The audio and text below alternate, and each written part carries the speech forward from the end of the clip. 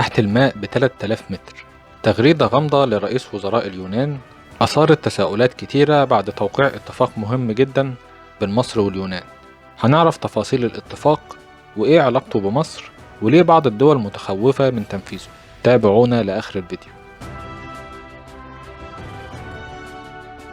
في شهر يونيو اللي فات كتب رئيس الوزراء اليوناني تغريدة غامضة وقال إن الخطة جاهزة للتنفيذ، وأرفق مع التغريدة صورة للرئيس السيسي مع نظيره اليوناني.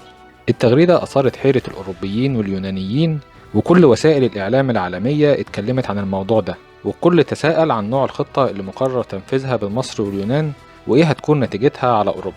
باختصار، الخطة عبارة عن أكبر مشروع من نوعه في العالم لربط كهربائي عن طريق البحر بين مصر وأوروبا. مشروع الربط الكهربائي أو العملية دي أطلق عليها يورو أفريكا انتركونكتور، وهو موصل كهربائي عالي الجهد عبارة عن كابل طاقة بحري هيتم توصيله بين شبكات الكهرباء المصرية والقبرصية واليونانية، وده هيتم من خلال الكهرباء اللي بيتم إنتاجها من مصادر متجددة في مصر. الربط هيتم عن طريق نوع خاص من كابل بحري عالي الجهد بإجمالي أطوال 1396 كيلومتر، وده هيكون أطول كابل بحري للربط الكهربائي بالعالم. طوله هيعادل طول المسافة بين برلين في ألمانيا وتوركواي بإنجلترا. أول مرحلة هو ربط مصر بقبرص بكابل طوله 498 كيلومتر، أي ما يعادل 309 ميل. هيبدأ المسار من منطقة على البحر المتوسط على مسافة 100 كيلومتر من دمياط، وهينتهي عند محطة كوفينو بقبرص. بعد كده هيتم توصيل قبرص بجزيرة كريت في اليونان بكابل تاني طوله 898 كيلومتر، أي ما يعادل 558 ميل. ده غير محطات محولات كهربائي هيتم إنشائها في كل بلد في أماكن الربط الكهربائي.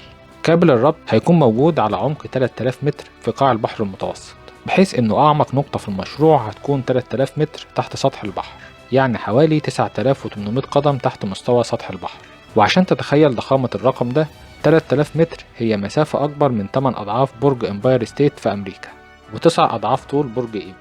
الكابل هيكون مدفون أسفل قاع البحر بعمق 2 متر إضافي، والهدف من كده هو تأمينه، وهيكون ليه مسار محدد عشان يتفادى التكوينات الطبيعية والمعوقات الجيولوجية اللي موجودة بقاع البحر. أما المنشآت ومحطات المحولات للكابل فهتكون موجودة فوق سطح البحر، والكابل مصمم بطريقة آمنة بحيث ما يكونش ليه أي آثار بيئية. كابل يورو أفريكا انتركونكتور هو نتيجة لتوقيع اتفاقية سابقة بين مصر وشركة قبرصية. قيمة المشروع في مرحلته الأولى هتكون حوالي 2.5 مليار يورو. هيكون بعد كده نواة لنقل الكهرباء المصرية لأوروبا. مراحل تنفيذ المشروع: من المتوقع أن المشروع هيستغرق تنفيذه من 2 ل3. مرحلة تنفيذ كابل الربط هتبدأ في 2022، وهو الربط بين مصر وقبرص، وفي 2023 هيبدأ الربط بين قبرص واليونان، وده هيكون أطول كابل كهربائي بحري في العالم. في المرحلة الأولى من الربط هيتم نقل مغذي الربط المشترك بقدرة 1000 ميجا وات، هيتم زيادتها إلى 2000 ميجا وات في المرحلة اللاحقة، وده رقم كبير جدا كفيل إنه يزود مدينتين بالكهرباء بحجم مدريد وبرلين.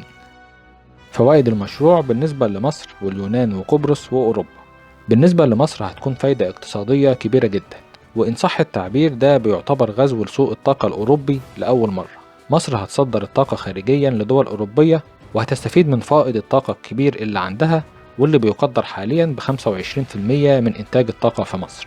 تاني شيء، ده هيكون أفضل استغلال لاكتشافات الغاز الطبيعي والاعتماد على الطاقة المتجددة كبديل استراتيجي للطاقة التقليدية زي الطاقة الشمسية والطاقة الكهرومائية اللي بتكون غير مكلفة ومكسب تصديرها كبير وأفضل من الطاقة التقليدية. وتقدر مصر في وقت قصير إنها تكون مركز إقليمي لتصدير الطاقة، لأنها بالفعل عندها مشروع للربط الكهربائي مع السعودية والأردن، وربما العراق في قارة آسيا، وليبيا والسودان في أفريقيا، وقبرص واليونان في أوروبا. يعني مصر هتكون حلقة الوصل بين 3 قارات. أما بالنسبة لفوائد المشروع بالنسبة لقبرص واليونان وأوروبا فهتكون كالتالي: أولا، هتنهي عزلة قبرص أوروبيا في مجال الطاقة، لأن قبرص بتعتبر منعزلة عن الاتحاد الأوروبي في الكهرباء والغاز الطبيعي.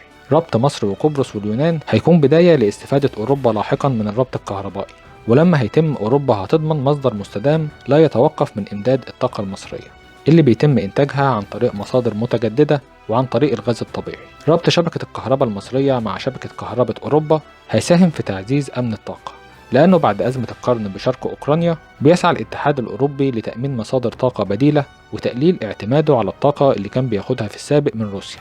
في النهاية الإنجازات اللي بنشوفها النهاردة في مشاريع وتصدير للطاقة ما حصلتش صدفة أبدا، لكن ده نتيجة طفرة كبيرة حققتها مصر في إنتاج الغاز الطبيعي من 4 حقول غاز على البحر المتوسط. وده بيفسر رفض مصر على التواجد التركي والتنقيب في مناطق النفوذ القريبة من الحدود المشتركة على البحر المتوسط. والأول مرة أصبح إنتاج الغاز المصري بيكفي الاستهلاك المحلي. عشان كده مصر عملت خطة طموحة لتصدير مصادر الطاقة بالإضافة لتصدير الغاز الطبيعي المسال. ومصر نفذت منشآت جديدة على طول سواحل البحر المتوسط هدفها إسالة وتصدير الغاز. عشان كده بيتعمل خط أنابيب تحت البحر بين مصر وقبرص، عشان الغاز القادم من قبرص أو إسرائيل هيتم إسالته وإعادة تصديره لأوروبا. وده رد على بعض الناس اللي كانت بتسأل ليه بنستورد الغاز وإحنا عندنا فائض. الغاز الطبيعي المصري للاستهلاك المحلي، أما الغاز المستورد بيتم إسالته وإعادة تصديره لأوروبا، وهنتكلم عليه بالتفصيل في فيديو تاني إن شاء الله. لو عجبك الفيديو متنساش تعمل لايك، ولو أول مرة تشوفنا اشترك في القناة وفعل الجرس عشان يوصلك كل جديد.